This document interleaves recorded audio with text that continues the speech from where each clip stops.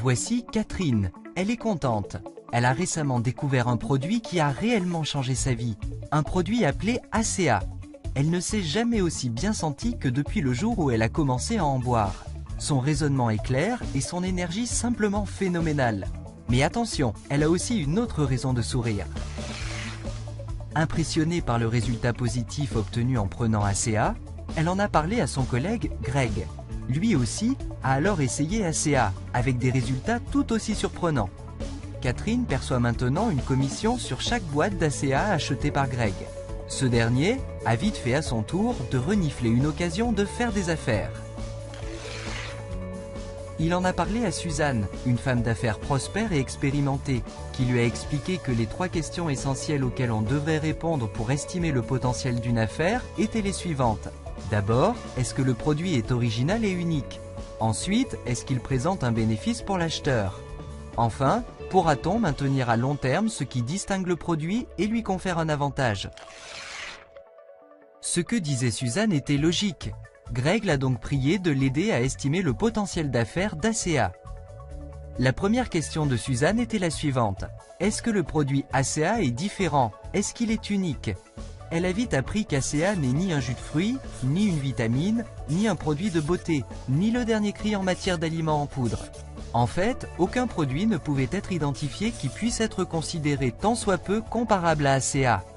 Dans le secteur entier des produits de santé et bien-être, ACA à lui seul constituait une classe à part. Suzanne était impressionnée. Elle est donc passée à la deuxième question, à savoir, est-ce qu'ACA apporte un avantage à ses utilisateurs, un bénéfice que les consommateurs ne pourraient obtenir nulle part d'autre? Elle a donc interrogé les utilisateurs pour savoir ce qu'ils en pensaient. Elle en a parlé non seulement à Greg et à Catherine, mais aussi à des dizaines d'autres. Chacune de ces personnes avait une histoire étonnante à lui raconter. Il était évident désormais qu'ACA est un produit qui a un effet profond. Les gens sentaient la différence. Elle s'est alors renseignée sur les connaissances scientifiques qui sont à la base d'ACA et en a été époustouflée.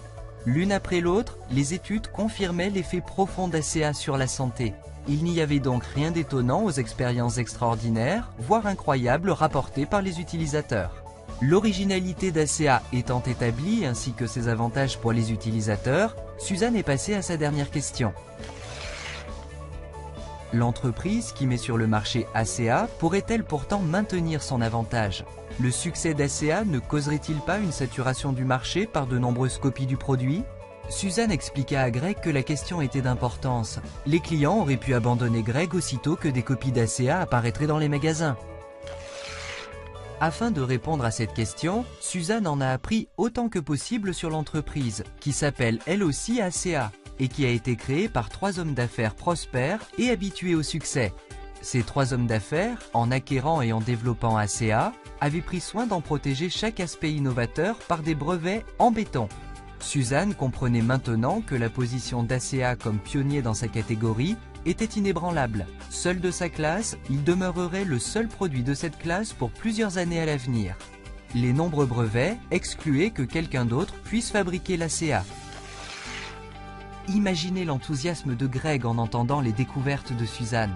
Ses instincts ne l'avaient pas trompé. ACA était bel et bien une étonnante occasion d'affaires. Un produit singulier offrant à ses utilisateurs d'énormes avantages introuvables ailleurs. Ajoutez la massive protection des brevets, et Greg pouvait être assuré de garder sa clientèle. ACA était bien l'occasion attendue par Greg.